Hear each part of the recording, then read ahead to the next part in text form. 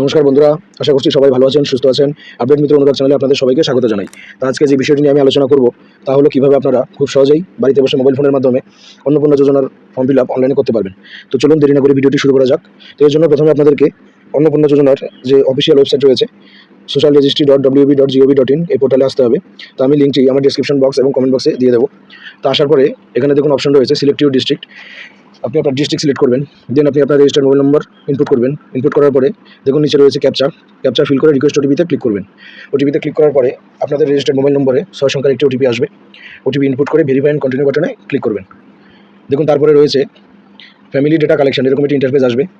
উপরে বাঁদিকে 3 ডট রয়েছে, 3 ডটে ক্লিক করবেন। ক্লিক করার পরে আপনারা দেখতে পাবেন যে কতগুলো ক্রাইটেরিয়া রয়েছে। এই ক্রাইটেরিয়াগুলো ধীরে ধীরে স্টেপ বাই স্টেপ আপনাদেরকে ফিল আপ করতে হবে।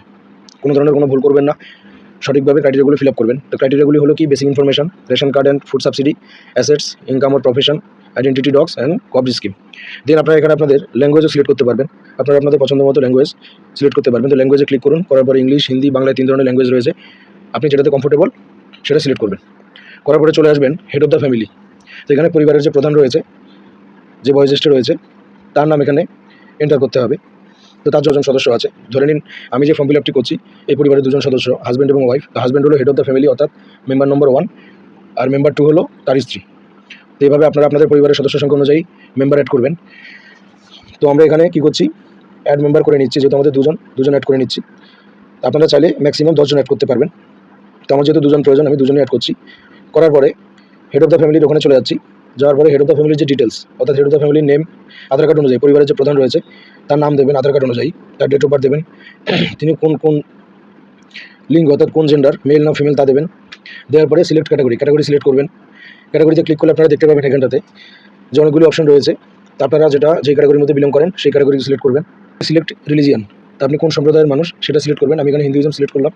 করার পরে দেখুন এখানটাতে রয়েছে কন্ট্যাক্ট নম্বর, আধার কার্ড লিঙ্কড মোবাইল নম্বর, মানে আধার কার্ডের সঙ্গে যে মোবাইল নম্বর লিঙ্ক রয়েছে সেই মোবাইল নম্বর আপনারা এখানে এন্টার করবেন। Then total number of family members, মানে পরিবারের মোট সদস্য সংখ্যা কত, ইনক্লুডিং HOF, মানে পরিবারের প্রধানকে নিয়ে মোট সদস্য সংখ্যা কত। যেহেতু আমি 2জনের ফর্ম ফিল আপ করছি, তো সেহেতু এখানে দেখুন সদস্য সংখ্যা 2 রয়েছে। দেন রয়েছে ডিসেবিলিটি স্ট্যাটাস, যদি ইয়েস হয় তাহলে ইয়েস করবেন। তো ইয়েসে যদি আপনারা ক্লিক করেন তাহলে এখানে দেখতে পাবেন যে ডিসেবিলিটি সার্টিফিকেট নম্বর আপনাদের এখানে দিতে হবে, ডিসেবিলিটি পার্সেন্টেজ দিতে হবে, এবং যে সার্টিফিকেট রয়েছে তা আপলোড করতে হবে। JPG, PNG, PDF, JPG যে কোনো একটি ফর্মেটে করলেই হবে, 50 থেকে 200 কেবির মধ্যে। আর যদি আপনারা এখানে নো করেন তাহলে কোনো কিছু দিতে হবে না। দেন রয়েছে আধার নম্বর। তো পরিবারের যে প্রধান রয়েছে তার আধার নম্বর এখানে এন্টার করবেন।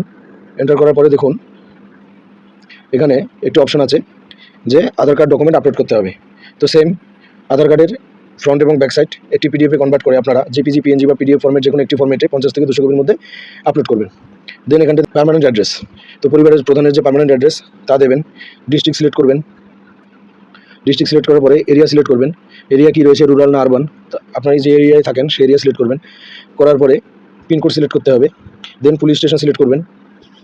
দেন ব্লক বা মিউনিসিপ্যালিটি নেম, গ্রাম পঞ্চায়েত বা ওয়ার্ড নেম, এগুলো সিলেক্ট করার পরে আপনারা চলে আসবেন। দেখুন নিচের দিকটা রয়েছে এপিক নম্বর। এপিক নম্বরে এন্টার করবেন। পরিবারের যে প্রধান রয়েছে তার এপিক নম্বর এন্টার করবেন।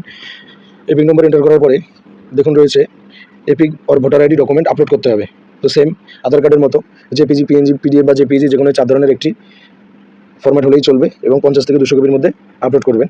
করার পরে অ্যাসেম্বলি কনস্টিটিউশন, মানে বিধানসভার নাম আপনি লিখবেন এবং পার্ট নম্বর লিখে নেক্সটে ক্লিক করবেন। নেক্সট ক্লিক করার পরে এখানটাতে রয়েছে দেখুন রেশন কার্ড বা ফুড সাবসিডি। তো do you have a digital ration card, মানে আপনার কি কোনো ডিজিটাল রেশন কার্ড আছে কিনা। যদি ইয়েস হয় তাহলে ইয়েসে ক্লিক করবেন। তো ইয়েসে ক্লিক করার পরে দেখুন এরকম একটি ইন্টারফেস আসবে যে কী ধরনের রেশন কার্ড রয়েছে আপনার, PHH বা SPHH আর KSY। তো আপনি যে ক্যাটাগরিতে বিলং করেন রেশন কার্ডের তা সিলেক্ট করবেন। দেন রেশন কার্ডের নম্বর এন্টার করে নেক্সট করবেন। আর যদি আপনাদের রেশন কার্ড না থাকে তাহলে কোনো কিছু এন্টার করতে হবে না, ডিরেক্ট নেক্সট বাটনে ক্লিক করবেন। নেক্সট বাটনে ক্লিক করার পরে দেখুন এখানে রয়েছে যে আপনার 3 বা তার বেশি পাকা রুম আছে কিনা। তো যদি ইয়েস হয় তাহলে ইয়েস করবেন, যদি নো হয় নো করবেন। আর আপনার নিজস্ব কোনো জমি রয়েছে কিনা, তো যদি ইয়েস হয় তাহলে আপনার এখানে জমির ডিটেলস দিতে হবে, যে নিবন্ধন রেকর্ড বা সর্বশেষ আর ভূমি রেকর্ড দিতে হবে। আর যদি নো হয় তাহলে কোনো কিছু দেওয়ার প্রয়োজন নেই। দেন রয়েছে যানবাহন, মানে আপনার 4 চাকা গাড়ি রয়েছে কিনা, জিপ বা ট্রাক্টর রয়েছে কিনা। তো যদি ইয়েস হয় তাহলে আপনাদেরকে যানবাহনের সংখ্যা, মানে কটি গাড়ি রয়েছে তা লিখতে হবে, এবং যানবাহন নিবন্ধনের নম্বর অর্থাৎ গাড়ি নাম্বার লিখতে হবে। আর যদি নো হয় তাহলে কোনো কিছু লেখার প্রয়োজন নেই। দেন রয়েছে হেলথ এবং ইন্স্যুরেন্স, আপনার নামে কোনো স্বাস্থ্য বিমা আছে কিনা। যদি নো হয় তাহলে কোনো কিছু দেওয়ার প্রয়োজন নেই। আর যদি ইয়েস হয় তাহলে এখানে ইন্স্যুরেন্স টাইপ মানে বিমার ধরন সিলেক্ট করবেন। সিলেক্ট করার পরে সেটা কি রয়েছে, গভর্নমেন্ট না প্রাইভেট। যদি গভর্নমেন্ট হয় তাহলে গভর্নমেন্ট সিলেক্ট করবেন। সিলেক্ট করার পরে গভর্নমেন্ট স্কিমে ক্লিক করবেন। যদি স্বাস্থ্যসাথী থেকে থাকে স্বাস্থ্যসাথীতে ক্লিক করবেন।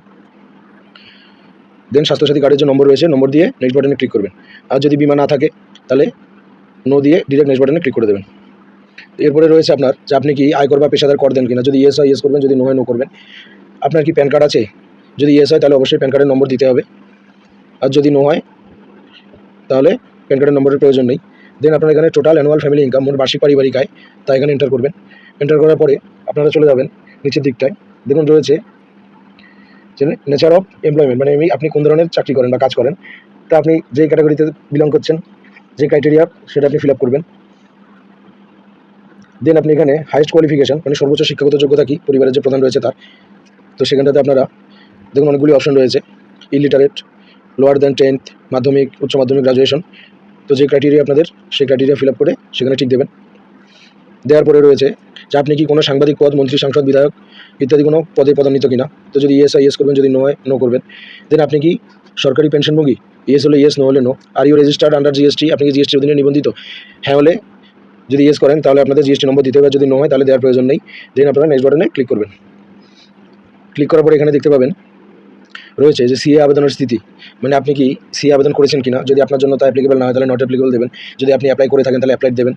যদি অ্যাপ্লাই করেছেন কিন্তু এখনও ইস্যুতে ক্লিক করবেন।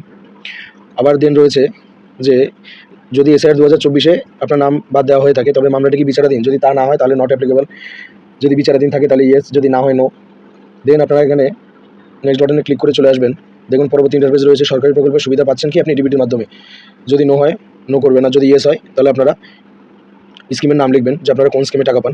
তো দেখুন স্কিমে ক্লিক করলে এখানটাতে অপশন রয়েছে প্রধানমন্ত্রী সম্পদ যোজনা ইত্যাদি, এগুলো সিলেক্ট করবেন। দেন আপনারা এখানটাতে ক্লিক করবেন যে ওয়ান টু অপ্ট আউট, মানে আপনি কি এই প্রকল্প বন্ধ করতে চান কিনা। তো যদি আপনারা ইয়েস করেন তাহলে আপনারা যে কারেন্ট প্রকল্পের আওতায় রয়েছেন বর্তমান তা বন্ধ হয়ে যাবে, আর যদি নো করেন তাহলে তা চলবে। তারপরে নো করবেন। নো করার পরে এখানে সেভ ড্রাফটে ক্লিক করবেন। তো দেখুন হেড অফ দ্য ফ্যামিলি যে যিনি রয়েছেন তার ডিটেলস এখানে ফিল আপ হয়ে গেছে। এবার আমাদের যে আরেকজন মেম্বার রয়েছে মেম্বার 2, তো তার নাম এখানটাতে এন্টার করতে হবে। তো দেখুন মেম্বার টাইপ রয়েছে এখানে অ্যাডাল্ট। তো যদি অ্যাডাল্ট হয় তাহলে অ্যাডাল্টে ক্লিক করবেন, যদি চাইল্ড হয় তাহলে চাইল্ডে ক্লিক করবেন। তো আমার যেহেতু উনি মেম্বার 1 হাজব্যান্ড এবং মেম্বার 2 ওয়াইফ ছিলেন, তো উনি অ্যাডাল্ট প্রাপ্তবয়স্কা, তাই অ্যাডাল্টে ক্লিক করছি। দেন মেম্বার যে 2 তার নাম এখানে এন্টার করতে হবে আধার কার্ড অনুযায়ী। তো নাম এন্টার করার পরে দেখুন এখানে অপশন রয়েছে relation with head of family, মানে পরিবারের প্রধানের সঙ্গে যে মেম্বার 2 রয়েছে তার কী সম্পর্ক। তো এখান থেকে আপনারা সিলেক্ট করে নেবেন যে পরিবারের প্রধানের সঙ্গে তার কী সম্পর্ক। তো আমার যে ফর্ম ফিল আপ করছি সেক্ষেত্রে পরিবারের প্রধানের সঙ্গে ইনি হলেন তার ওয়াইফ, তো আমি ওয়াইফে ক্লিক করছি। দেন ওয়াইফ সিলেক্ট করার পরে তারপরে ডেট অফ বার্থ সিলেক্ট করতে হবে তার। দেন জেন্ডার, দেন ক্যাটাগরি সিলেক্ট করার পরে রিলিজিয়ান, দেন কন্ট্যাক্ট নম্বর, মানে যিনি ওয়াইফ রয়েছেন বা মেম্বার 2 রয়েছেন তার কন্ট্যাক্ট নম্বর যেটা কিনা আধার কার্ডের সঙ্গে যুক্ত রয়েছে।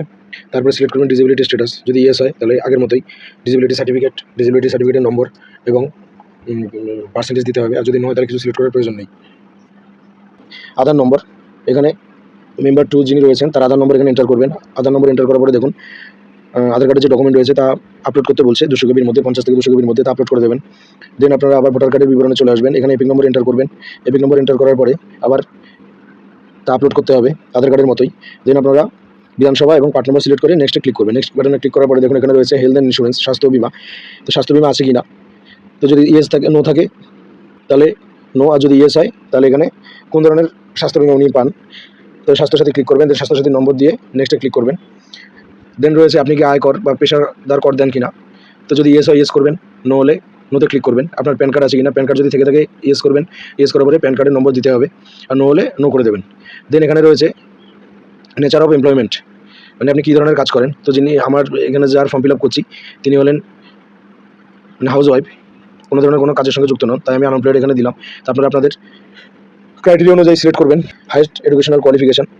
তো এডুকেশনাল কোয়ালিফিকেশান দেবেন। দেওয়ার পরে উনি কোনো পঞ্চায়েত বা মন্ত্রী, সাংসদ, বিধায়ক ইত্যাদির সঙ্গে যুক্ত কিনা। যদি ইয়েস হয় ইয়েস করবেন, নো হলে নো। সরকারি পেনশনভোগী কিনা, তো আপনারা আপনাদের ক্রাইটেরিয়ার মধ্যে সিলেক্ট করবেন। জিএসটি অধীনে আছে কিনা, তো ইয়েস অর নো আপনারা আপনাদের যেটা ক্রাইটেরিয়া তা দেবেন। দেওয়ার পরে নেক্সট বাটনে ক্লিক করবেন। করার পরে দেখুন রয়েছে সি আবেদনের স্থিতি, মানে মেম্বার যে 2 রয়েছে তিনি সি আবেদন করেছেন কিনা। যদি হ্যাঁ হয়ে থাকে তাহলে অ্যাপ্লাইড দেবেন, যদি ইস্যু হয়ে থাকে তাহলে ইস্যু দেবেন, আর যদি না হয়ে থাকে কোনো কিছুই, যদি ভারতীয় হন, সি আবেদন করেননি, তাহলে নট অ্যাপ্লিকেবল দেবেন। দেন যদি এসআইআর তার নাম বাদ গিয়ে থাকে তাহলে মামলাটি বিচারাধীন থাকলে ইয়েস করবেন, বিচারাধীন না থাকলে নো করবেন, যদি বাদ না গিয়ে থাকে তাহলে নট অ্যাপ্লিকেবল করবেন। দেন নেক্সট বাটনে ক্লিক করবেন। করার পরে দেখুন এখানটাতে রয়েছে অ্যাপ্লাইং ফর অন্নপূর্ণা যোজনা, এটা খুব গুরুত্বপূর্ণ, এই জায়গায় ভুল করলে চলবে না।